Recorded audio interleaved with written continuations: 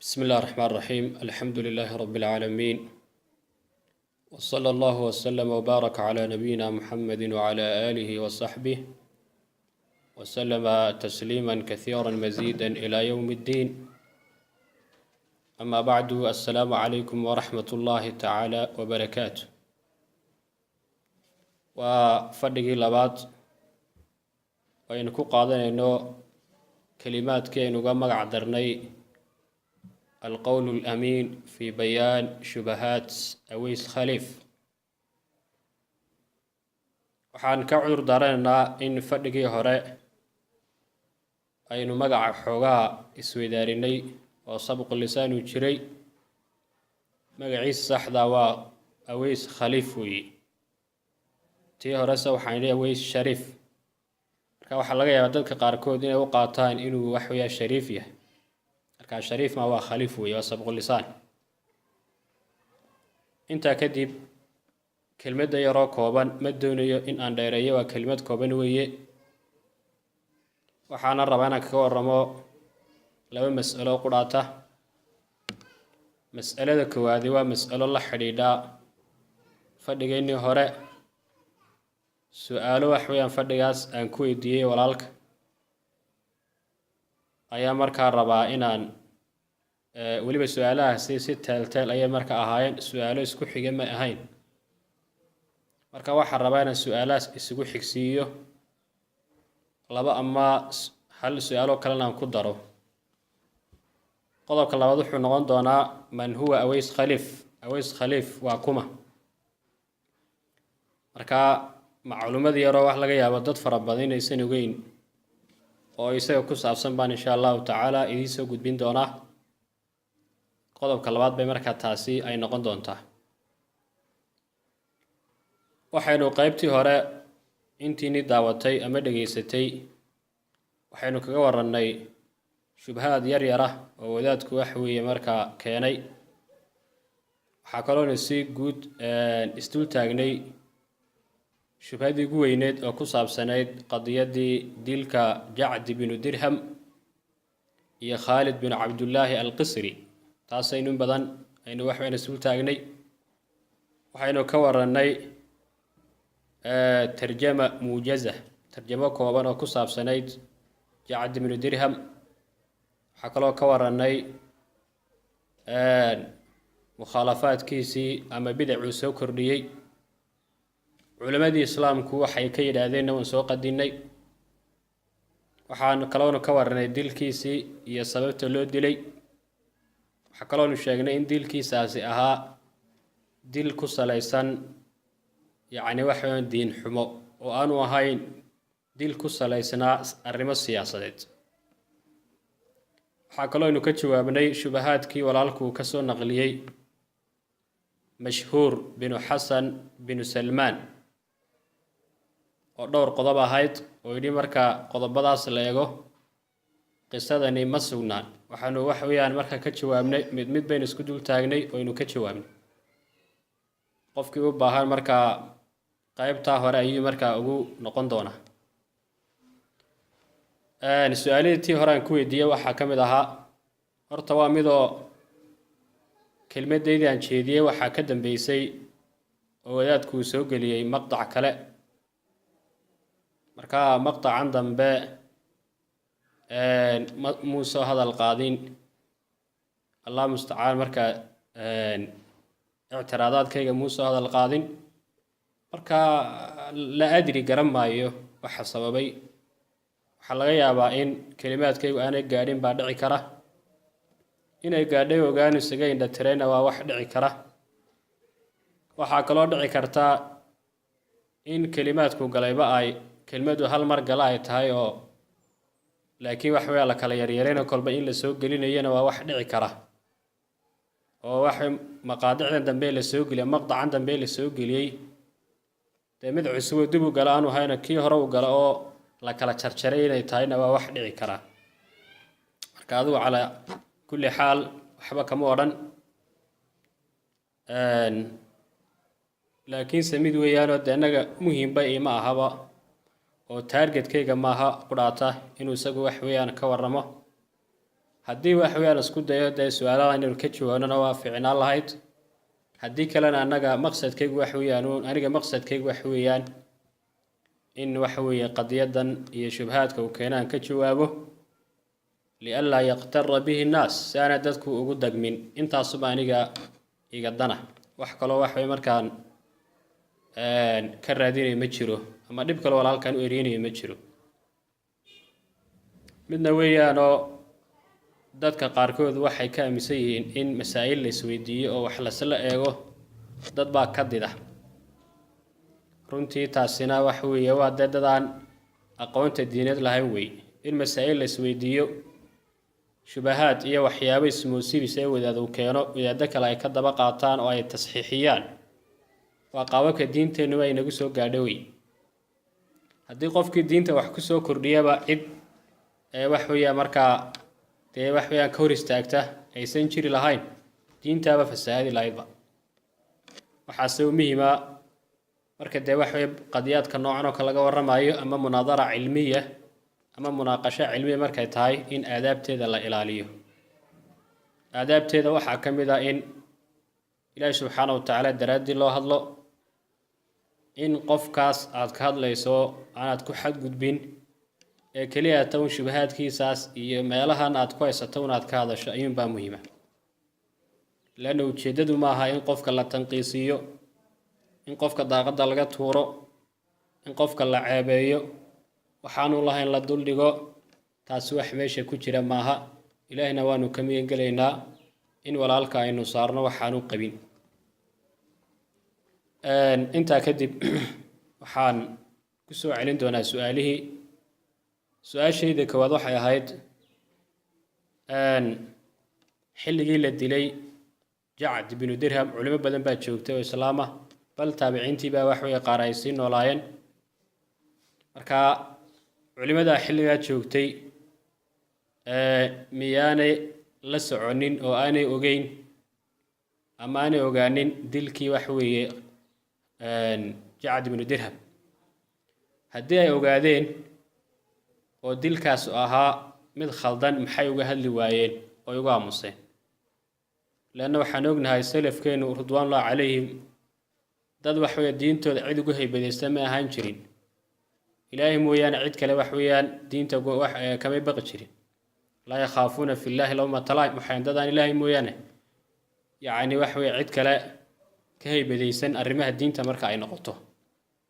marka wax weeyaan dad mujaamalaad iyo iska wax weeyaan dowlad iska dhaadhicin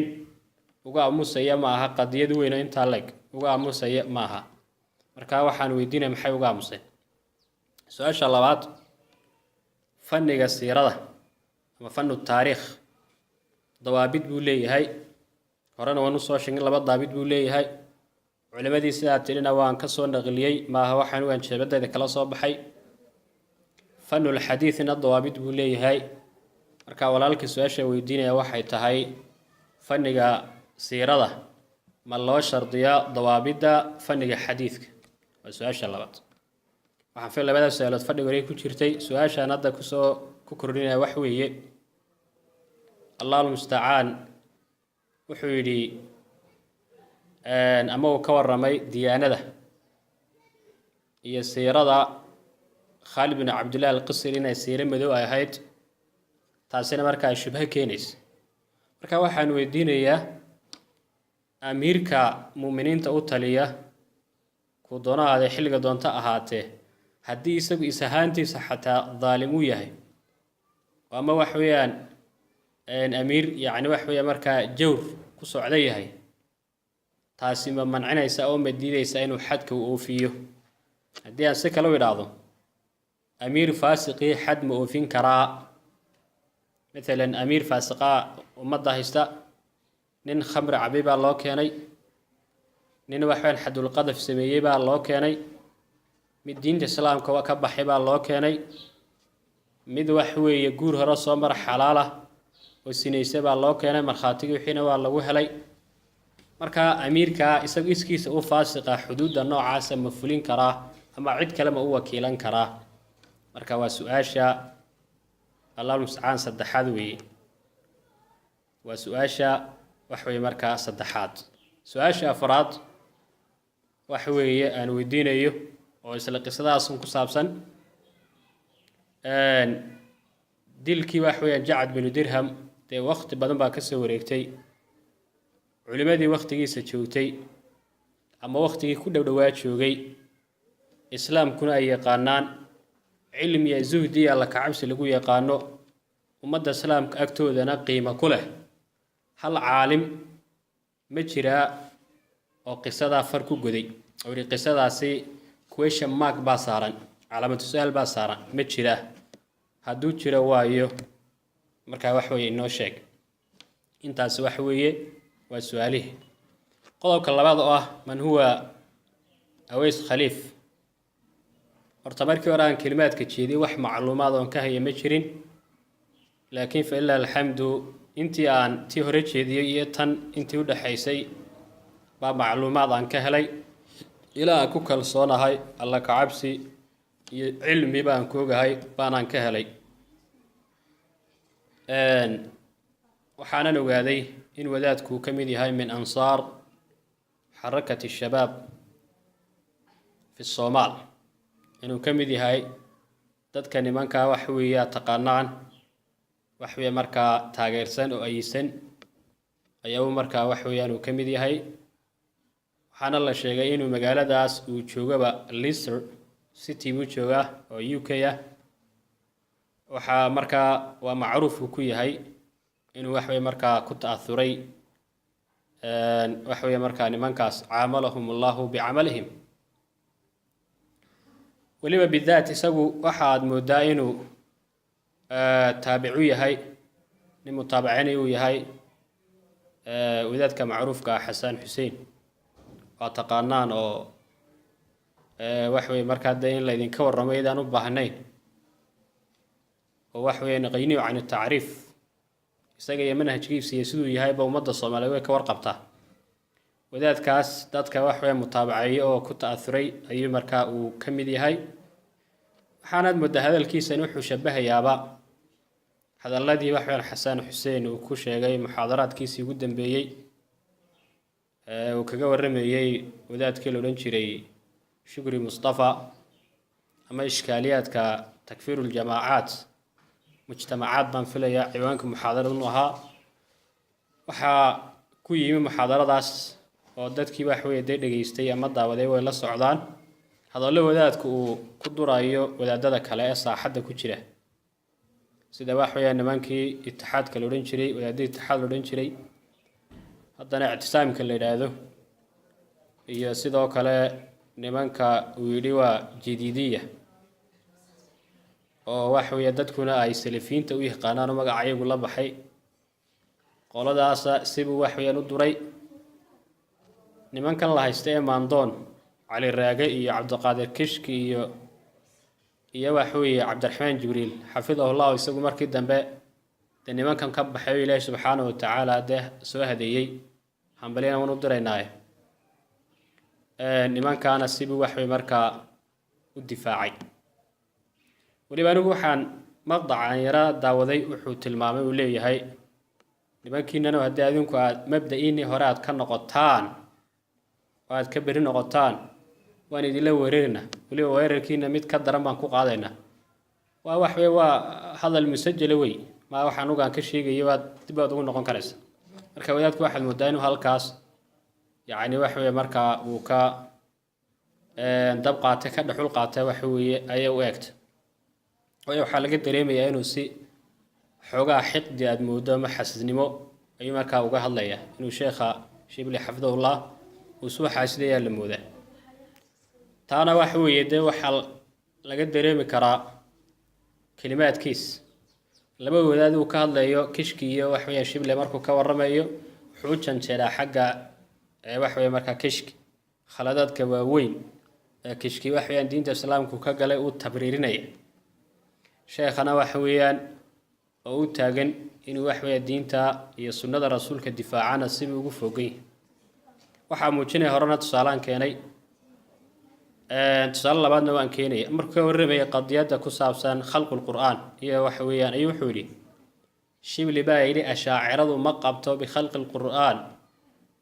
dabeetana wuxuu yidhi arrintaas waxba kama jiraan wax weeyaan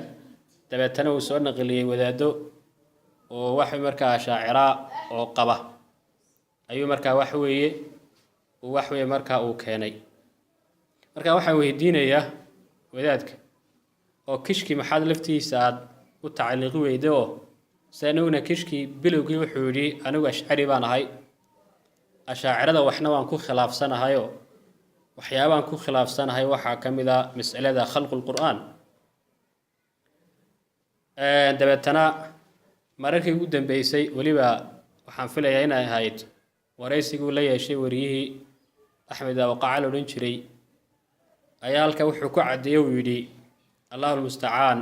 ashaacirada waan dulmiyey oo wax weeyaan khalqul qur'aan maba qabaanba marka lacala haddii laba wadaad ay kuma gefeen ka soo qaad calaa sabiili alfardi wataqdiir maxaad wax weeyaan labadooda odhan weyda labadiinuba waxaad tidhaahdeen ashaaciradu ma qabto khalqul qur'aan ee way qabtaan waxaa odhan weyda oo midna aad weerar ugu tahay oo midna aad dee waa un wax weeye markaa xisaabaadkaasaa jira waxaa laga yaabaa dadkiin intiina farbadan la soo xisaabaadkaasaa markaa jira tan kale uu ka warramay uu leeyahay mas'aladii khalqul qur'aan si fiican buu uga warramay jazaahu llah